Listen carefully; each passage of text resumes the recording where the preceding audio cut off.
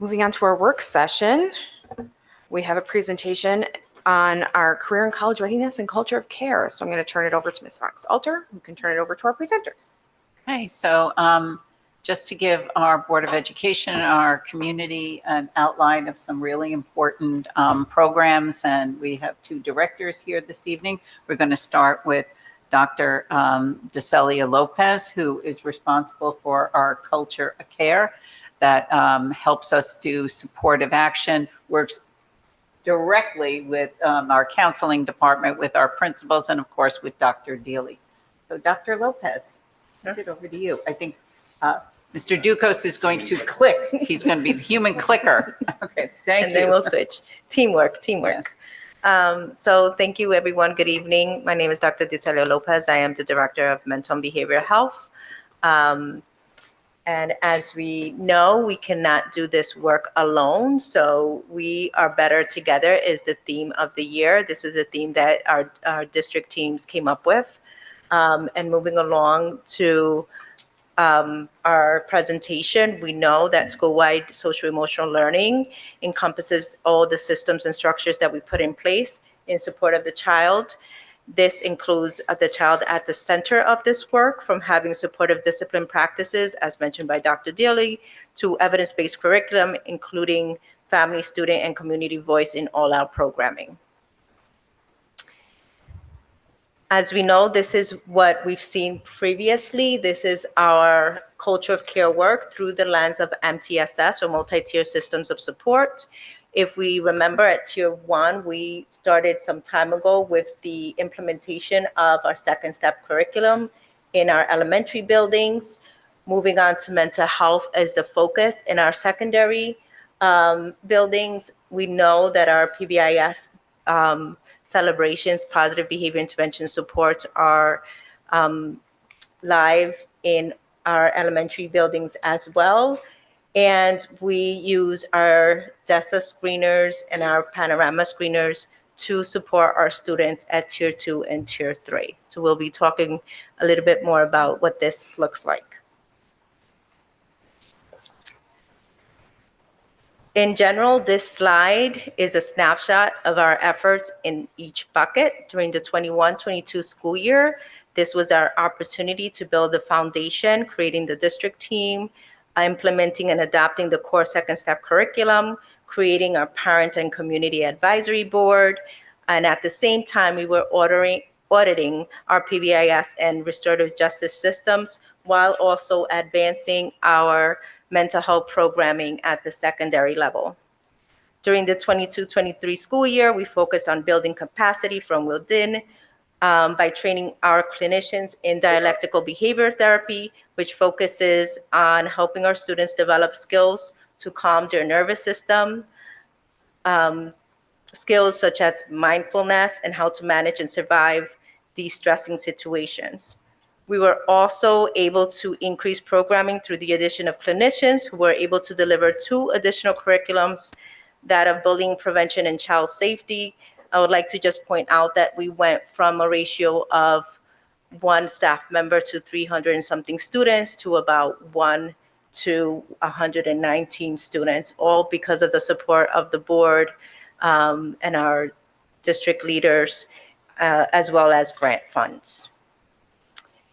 We will now look at our district data and speak about how such data is driving programming decisions, and looking at a snapshot of our district behavior data, for example, through the lens of our 6th grade cohort of 22-23.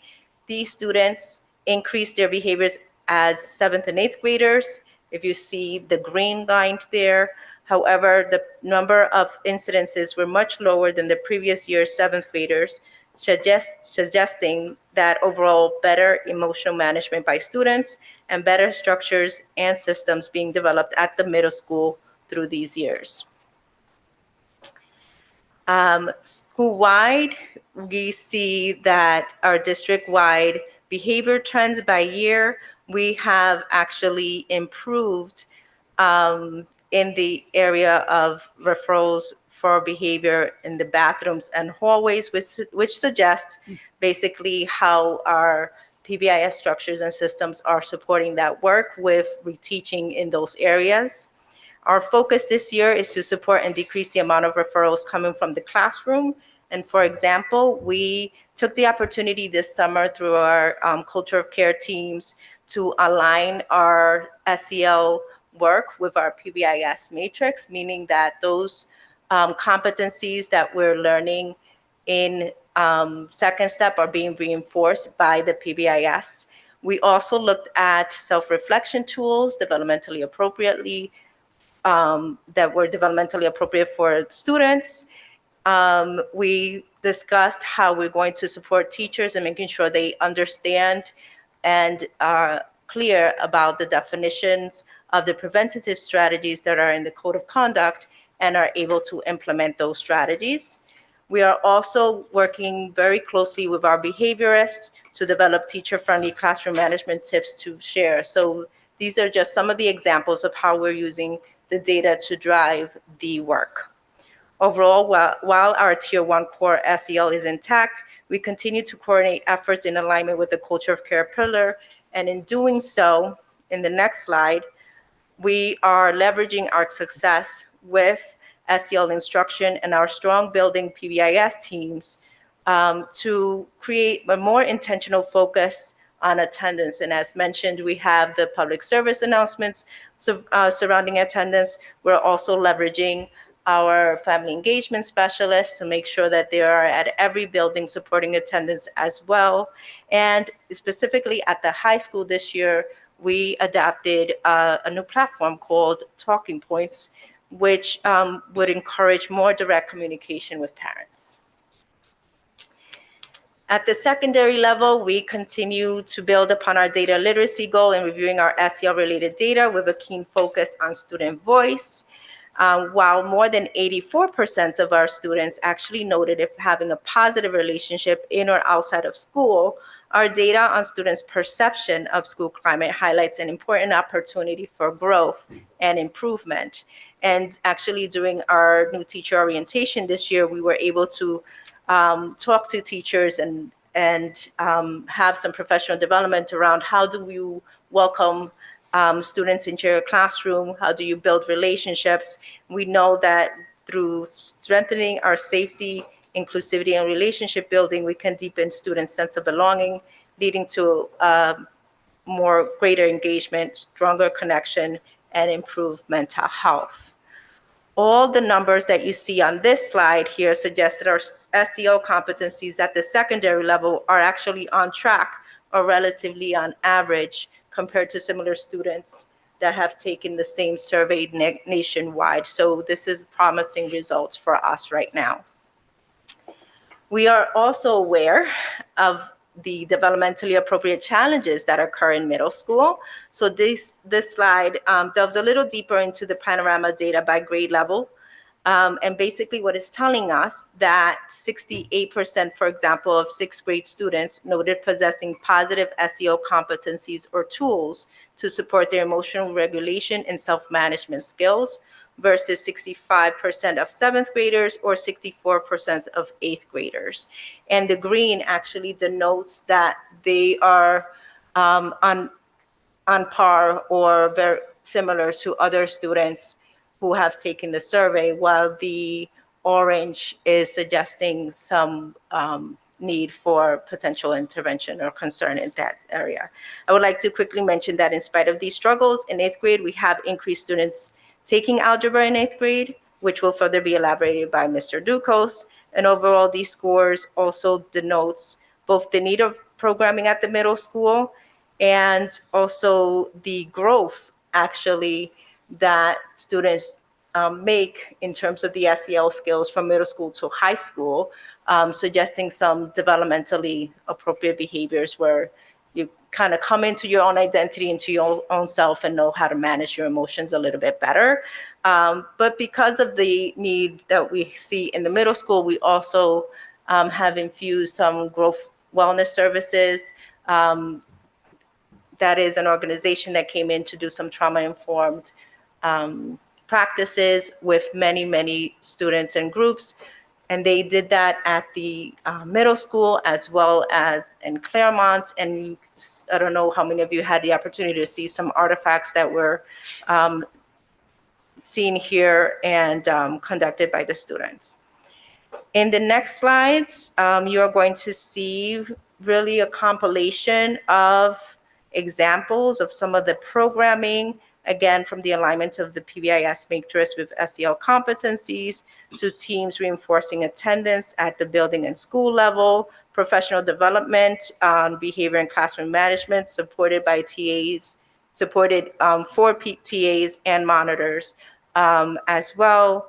And these progress and these efforts cannot be done alone. They really encompasses a lot of coordination and a lot of trust in people doing the work. In the next slide, you'll see our 3-year trend data demonstrating the impact or the positive results through the MTSS lens. Here you'll see, if you remember, we want to see at least 80% of our students being responsive to Tier 1. We have surpassed that goal. If you recall, the Decimini is a screener completed by classroom teachers on each student. It provides early insight into students' social emotional learning, their strengths and needs, and it also guides our PBIS and SEL implementation. So our next step is to focus on these Tier 2 students through the guidance of our MTSS processes. And at the secondary level, we continue to focus on mental health programming and supports. There was some discussion around vaping that actually has reduced throughout the years. We have a prevention survey that is coming up this year as well to quantify that notion. We have student assistance services at the high school. We're embedding more programming with continuously building capacity with dialectical behavior therapy. We have trained 70% of our clinicians in that evidence-based practice. We also this year are having, we're working with a new community partner actually called Break the Hold. They will be training 2 health teachers here at the middle school to deliver DBT Steps A at Tier 1, which is very exciting. And we will continue with Growth Wellness Services along with Andres, who will return as partners. At the high school level, we are working with Ms. Langley to create a new wellness center, which we are very excited about for our students. We have a new mental health club called Bridges to Wellness. And we are working on the possibility of developing check-ins through the panorama surveys with our clinicians.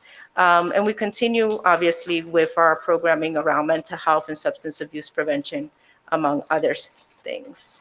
In terms of family engagement, we have restructured the support of the family engagement specialist, as I mentioned earlier, in order to continuously bridge the homeschool connection and attendance, and will align with equity with an advisory board that focuses on the culture of care pillar and other equity initiatives. And we'll continue with our quarterly newsletter for families alongside our ongoing connection with parent-centered community groups.